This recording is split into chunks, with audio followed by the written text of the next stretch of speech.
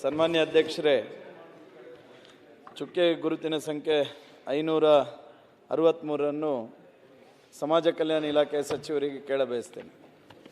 ಮಾನ್ಯ ಅಧ್ಯಕ್ಷರೇ, ಉತ್ತರವನ್ನು ಒದಗಿಸಲಾಗಿದೆ. ಸನ್ಮಾನ್ಯ ಸಭಾಧ್ಯಕ್ಷರೇ, ಉತ್ತರ ಬಂದಿದೆ. ದಯವಿಟ್ಟು ಉತ್ತರ ಕೊಟ್ಟಂಥ ಅಧಿಕಾರಿಗಳನ್ನು ನೀವು ಸಸ್ಪೆಂಡ್ ಮಾಡಬೇಕು ಸಚಿವರೇ.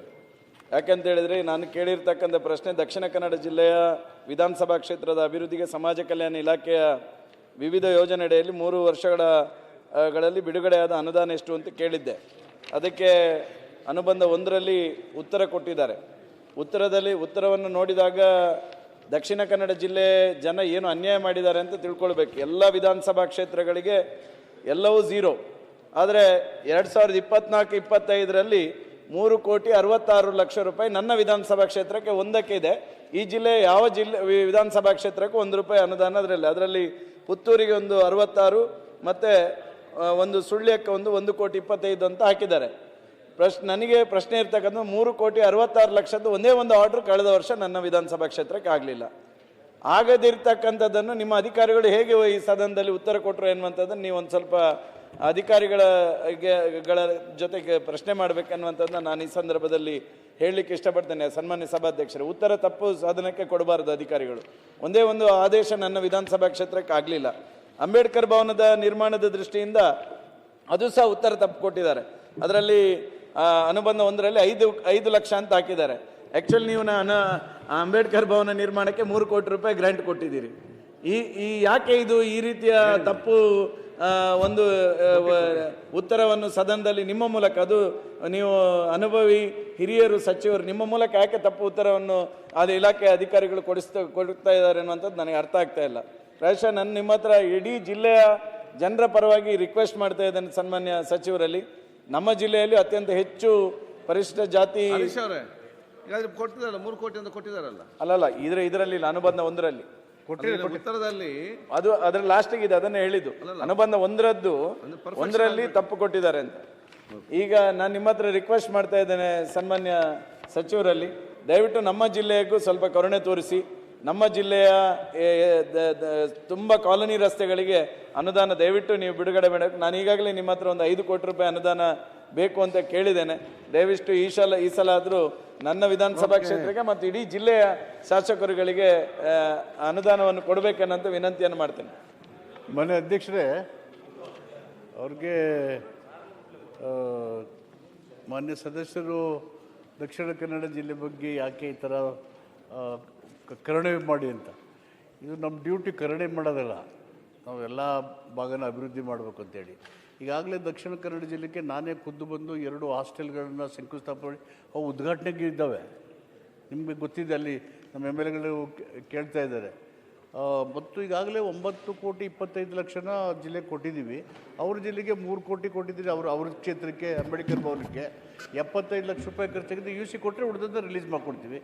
ಮತ್ತು ಇವೆಲ್ಲ ಸಂಖ್ಯಾಂಶಗಳು ಸರಿಯಾಗಿದ್ದಾವೆ ಅಂತ ನನಗೆ ಚರ್ಚೆ ಮಾಡಿದಾಗ ಗೊತ್ತು. ಬೈ ಚಾನ್ಸು ಕಣ್ತಪ್ಪಿ ಸರಿ ಇಲ್ಲ ಅಂತ ನೀವು ಹೇಳಿದ್ರೆ, ಯಾವ ಸರಿ ಇಲ್ಲ ಅಂತ ಹೇಳಿದ್ರೆ, I will discuss with my officer. Record on stage. Okay, thank you. ತಪ್ಸಲ ಜಾರಿನ ಇಲ್ಲ. ತಮ್ಮ ಹೆಸರಿ ಅವಕಾಶಕ್ಕಾಗಿ ಮಾನ್ಯ ಅಧ್ಯಕ್ಷರಿಗೆ ಧನ್ಯವಾದ. ಚುಕ್ಕೆ ಗುರುತಿನ ಪ್ರಶ್ನೆ 686 ಮಾನ್ಯ ಗ್ರಾಮೀಣಾಭಿವೃದ್ಧಿ ಮತ್ತು ಪಂಚಾಯತ್ ರಾಜ್ ಸಚಿವರ ಮಾಹಿತಿ ತಂತ್ರಜ್ಞಾನ ಸಚಿವರ ದಯಮಾಡಿ ಈ ಪ್ರಶ್ನೆಗೆ ಉತ್ತರವನ್ನು ಬಯಸಿದ್ದೆ. ಉತ್ತರವನ್ನು ಒದಗಿಸಲಾಗಿದೆ ಅಧ್ಯಕ್ಷ. ಮಾನ್ಯ ಅಧ್ಯಕ್ಷರೇ, ನಮ್ಮ ಏನು ಗ್ರಾಮೀಣಾಭಿವೃದ್ಧಿ ಮತ್ತು ಪಂಚಾಯತ್ ರಾಜ್ ಸಚಿವರು ಭಾಳ ಸಮರ್ಥರಿದ್ದಾರೆ. ಅವರು ಉತ್ತರವನ್ನು ಸಮರ್ಪಕವಾಗಿ ಕೊಡಿಸಿದ್ದಾರೆ ಅಧಿಕಾರಿಗಳ ಮುಖಾಂತರ. ಆದರೆ ಈಗ ಬಂದಿರತಕ್ಕಂಥ ಸಮಸ್ಯೆ ಏನು ಅಂತೇಳಿದರೆ, ಬಹುತೇಕ ಇದು ವಿಧಾನಸಭೆಯಲ್ಲಿರ್ತಕ್ಕಂಥ ಎಲ್ಲ ಸದಸ್ಯರಿಗೂ ಗೊತ್ತಿರ್ತಕ್ಕಂಥ ವಿಷಯ. ರಾಜ್ಯದಲ್ಲಿರ್ತಕ್ಕಂಥ ಎಲ್ಲ ಸ್ಥಳೀಯ ಸಂಸ್ಥೆ ಗ್ರಾಮ ಪಂಚಾಯತ್ ಸದಸ್ಯರಿಗೆ ಮೇಜರ್ ಈ ಸಮಸ್ಯೆ ಇದೆ. ಹಳ್ಳಿಗಳಲ್ಲಿ ಈ ಒಂದು ನರೇಗಾ ಯೋಜನೆಯನ್ನು ಪ್ರಾರಂಭ ಮಾಡಿದ್ದು 2004ರಲ್ಲಿ ಏನು ಅವತ್ತಿನ ಪ್ರಧಾನಮಂತ್ರಿಯಾದ ದಿವಂಗತ ಮನಮೋಹನ್ ಸಿಂಗ್ ಅವರು ಹಳ್ಳಿಗಳಲ್ಲಿ ರಸ್ತೆ ಚರಂಡಿಗಳನ್ನು ಮಾಡಲಿಕ್ಕೆ, ದಾರಿಗೆ ಹೋಗ್ಲಿಕ್ಕೆ, ತೋಟಗಳಿಗೆ ಅದನ್ನು ಮಾಡಿದ್ದಾರೆ.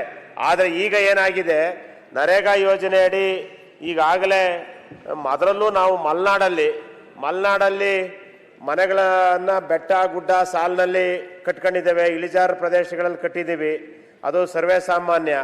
ಈ ಹಿಂದೆ ನರೇಗಾ ಯೋಜನೆಯಲ್ಲಿ ಈ ಮನೆಗಳ ಪಕ್ಕದಲ್ಲಿರ್ತಕ್ಕಂಥ ತಡೆಗೋಡೆಗಳನ್ನು ನಿರ್ಮಾಣ ಮಾಡಲಿಕ್ಕೆ, ಫ್ಲಡ್ ರಿಟೈನಿಂಗ್ ವಾಲ್ ಮಾಡಲಿಕ್ಕೆ ಅವಕಾಶ ಇತ್ತು. ಭಾಳ ಹೆಚ್ಚು ಮಲೆನಾಡಲ್ಲಿ ಬರೋದ್ರಿಂದ ನಮ್ಮ ಮನೆಗಳು, ರಸ್ತೆಗಳು ಮತ್ತು ಜಮೀನು ನೀರಿನ ರಭಸಕ್ಕೆ ಕೊಚ್ಚಿ ಹೋಗ್ತವೆ. ಅಂತಹ ಸಂದರ್ಭದಲ್ಲಿ ತಡೆಗೋಡೆನ NRIGನಲ್ಲಿ ಕಟ್ಕೊಳ್ತಾ ಇದ್ವಿ. ಆದರೆ 22-23ರಲ್ಲಿ ಇಲಾಖೆ ವತಿಯಿಂದ ಹೊರಡಿಸಿರ್ತಕ್ಕಂಥ ನರೇಗಾ ಯೋಜನೆಯಡಿ ಕೈಗೊಳ್ಳಬಹುದಾದ ಕಾಮಗಾರಿಗಳ ಪಟ್ಟಿನಲ್ಲಿ ಈ ತಡೆಗೋಡೆಗಳನ್ನು ಕೈ ಬಿಟ್ಟಿದ್ದಾರೆ ಅಂತ ಹೇಳ್ತಾರೆ. 266 ಕಾಮಗಾರಿಗಳ ಪೈಕಿ ತಡೆಗೋಡೆ ನಿರ್ಮಾಣಕ್ಕೆ ಅನುಮತಿ ನೀಡದೇ ಇರೋದ್ರಿಂದ ಈ ಕಾಮಗಾರಿ ಕೈಗೊಳ್ಳಕ್ಕಾಗ್ದಲೇ ಮಲೆನಾಡಲ್ಲಿ ವಾಸ ಇರ್ತಕ್ಕಂಥವ್ರು, ಬಡವರು, ಹಿಂದುಳಿದ ವರ್ಗದವರು, ದಲಿತರೇ ಹೆಚ್ಚಿರ್ತಕ್ಕಂಥ ಜಾಗದಲ್ಲಿ ಅವರಿಗೆ ಈ ಒಂದು ಅವಕಾಶ ಇಲ್ಲದೇ ಇರೋದು ಭಾಳ ತೊಂದರೆ ಆಗಿದೆ ಅನ್ನೋದು ಈ ಸಂದರ್ಭದಲ್ಲಿ ತಮ್ಮ ಗಮನಕ್ಕೆ, ಮಂತ್ರಿಗಳ ಗಮನಕ್ಕೆ ಅಧ್ಯಕ್ಷರ ಮುಖಾಂತರ ತರಲಿಕ್ಕೆ ಬಯಸ್ತಾ ಇದ್ದೇನೆ. ಅದ್ರ ಜೊತೆ ಮಾನ್ಯ ಅಧ್ಯಕ್ಷರೇ, ನನಗೆ ಇರುವ ಮಾಹಿತಿ ಪ್ರಕಾರ ಈ ನರೇಗಾ ಯೋಜನೆ 75% ಭಾಗ ಕೇಂದ್ರ ಸರ್ಕಾರ, 25% ಭಾಗ ರಾಜ್ಯ ಸರ್ಕಾರ. ನಮ್ಮ ಜಿಲ್ಲೆನಲ್ಲಿ ಇದು ರಾಜ್ಯದ ನನಗೆ ಗೊತ್ತಿಲ್ಲ, ನಮ್ಮ ಜಿಲ್ಲೆನಲ್ಲಿ ರಾಜ್ಯದಿಂದ ಬರಬೇಕಾದಂಥ 25% ನರೇಗಾ ಹಣವನ್ನು ಏನು NMR ಮತ್ತು ಸಾಮಗ್ರಿ ಮೊತ್ತಕ್ಕೆ ಅದರಲ್ಲಿ 25% ರಾಜ್ಯ ಸರ್ಕಾರದ ಅನುದಾನ ಬಂದಿದೆ. ಆದರೆ ಇನ್ನು 75% ಅನುದಾನ ಕೇಂದ್ರ ಸರ್ಕಾರದಿಂದ ನರೇಗಾದ ಬಂದಿಲ್ಲ. ನಾವು ಅಲ್ಲಿ ಮುಖ್ಯ ಕಾರ್ಯನಿರ್ವಹಣಾಧಿಕಾರಿಗಳನ್ನ ಇಒನ ಪ್ರಶ್ನೆ ಮಾಡಿದಾಗ ಅಲ್ಲಿ ಹೇಳೋ ಉತ್ತರನ ನಾನು ಸದನದಲ್ಲಿ ಹೇಳಕ್ ಆಗ್ತಾ ಇಲ್ಲ.